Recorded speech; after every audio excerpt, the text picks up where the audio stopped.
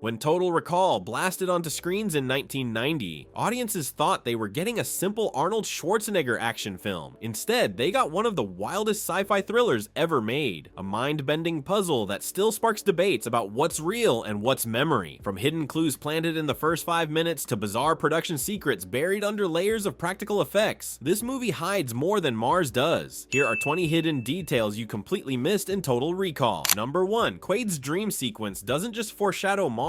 It shows the exact tunnel, suit, and partner he'll encounter later. The movie tells you everything before it even starts. Watch the opening carefully. The red dust, the spacesuit malfunction, the woman reaching for him. Every single element reappears later in the film, not as coincidence, as confirmation. Because if you're paying attention, Total Recall reveals its entire hand in the first 3 minutes. Quaid dreams of a place he's never been, except he has, or will, or thinks he will. The tunnel walls match. The suit design is identical. Even Melina's silhouette appears in shadow. Director Paul Verhoeven wasn't just establishing mood, he was embedding proof. And whether you think it's memory or implanted fantasy, the dream sequence gives you the blueprint. The question isn't what happens, it's whether any of it is real. Number 2. When the recall rep flips through vacation options, Melina's silhouette is printed in the fantasy catalog. Quaid didn't choose Melina. Recall planted her in his mind. It happens fast, too fast for most viewers to catch. The salesman cycles through destinations, Mars, beaches, adventure packages, and buried in one frame, there she is, the exotic brunette, the mysterious woman, the exact profile Quaid will encounter later. This isn't foreshadowing, it's programming. The film shows you that Recall isn't just selling memories, they're designing them. Every detail, every face, every emotional beat. And Quaid, sitting in that chair, has no idea he's being fed a pre-packaged fantasy tailored to his psychological profile. The brochure isn't a menu, it's a script, and he's about to star in it. Number 3. The tiles behind the salesman form a repeating spiral that matches the brainwave graphics shown later. The office itself is a visual cue. Once you enter, your mind is already being rewritten. Production designer William Sandell confirmed the spiral motif was intentional, a hypnotic pattern designed to make viewers feel uneasy without knowing why. The walls aren't just decoration, they're a warning system hidden in plain sight. Spirals represent loops, repetition, the inability to escape, and in Total Recall, once you step into Recall, you're caught in one. The same pattern appears on monitors during the memory implantation process. It shows up in Quaid's apartment after the procedure, and it recurs throughout Mars. Not randomly, deliberately, because Verhoeven wanted audiences to subconsciously register that something was wrong, that reality itself had become unreliable. The walls were always talking, most people just didn't listen. Number 4. Every lie starts with, "I got 5 kids to feed." After learning the truth, he repeats the line, proving it was a rehearsed persona, not a real story. Mel Johnson Jr., who played Benny, delivered the line 3 separate times in the film. Same rhythm, same inflection, same desperation. And that's the point. Real people don't repeat themselves identically unless they're reading from a script. Benny isn't improvising, he's performing. And once you notice it, you can't unhear it. The first time, it sounds genuine. The second time, it feels familiar. The third time, it's proof. Benny's entire personality is an act, a cover story designed to make him seem harmless, relatable, trustworthy. But underneath, he's been Cohagen's operative the entire time, and the repetition gives him away, because in Total Recall, the truth isn't hidden in what people say, it's hidden in how they say it. Number 5. The original script described a skinny, average guy, but when Arnold joined, the entire plot was rewritten to justify why a humble construction worker looked like a tank. Then Arnold Schwarzenegger signed on, and suddenly, the writers had a problem. How do you explain why a construction worker has the physique of a champion bodybuilder? So they rewrote his backstory. They made him a former secret agent with memory suppression. They gave him military training, combat skills, a physical history that matched his appearance. And what could have been a plot hole became the foundation of the entire mystery. Because in Total Recall, Quaid's body is evidence. And whether it's real or implanted, it tells a story that words never could. Number 6. The main Mars structure resembles an eye socket watching over the colony. The production team called it the Overseer. It wasn't subtle. The massive dome that houses the Mars Colony Control Center was designed to look like a human eye from above. Curved architecture, a central iris-shaped structure, and a surveillance system that monitored every citizen below. Production designer William Sandell later confirmed the visual metaphor was intentional. Cohagen's regime wasn't just authoritarian, it was omniscient, always watching, always judging, and the architecture reflected that reality. The colonists lived inside the eye of power, trapped under constant observation, and once you see it, you can't unsee it, because in Total Recall, even the buildings are telling you you who's really in control. Number 7. The doctor repeats Quaid's name, mirrors his posture, and uses upspeak to disarm him. Just like real hypnotists, they're not just treating trauma, they're programming obedience. Watch the scene carefully. The doctor leans in, makes eye contact, speaks in a calm, rhythmic tone. He says Quaid's name multiple times, repeats key phrases, uses suggestion instead of commands. These are documented hypnotic induction techniques, and they're not accidental. Verhoeven worked with consultants to make the scene psychologically accurate. The goal wasn't to show medical treatment, it was to show manipulation, because in that moment, the doctor isn't trying to help Quaid. He's trying to convince him to surrender, to accept a false reality, to stop fighting. And for viewers who know what to look for, the scene becomes terrifying. Because it's not science fiction, it's psychological warfare. Number 8. The animatronic cab driver was controlled by 14 different motors. When the skin was removed between takes, it looked like a Terminator skeleton sitting in the driver's seat. Special effects supervisor Rob Bottin built the Johnny Cab robot to be unsettling. The too wide smile, the dead eyes, the mechanical voice that tried too hard to sound friendly. It was designed to live in the uncanny valley, and it worked. But between takes, when the crew removed the rubber skin for maintenance, the puppet became something else entirely. Exposed servos, hydraulic lines, metal skull plates. Crew members called it the Nightmare Cab, because even though everyone knew it was fake, something about its skinless form triggered primal discomfort. Verhoeven loved it. He wanted technology in Total Recall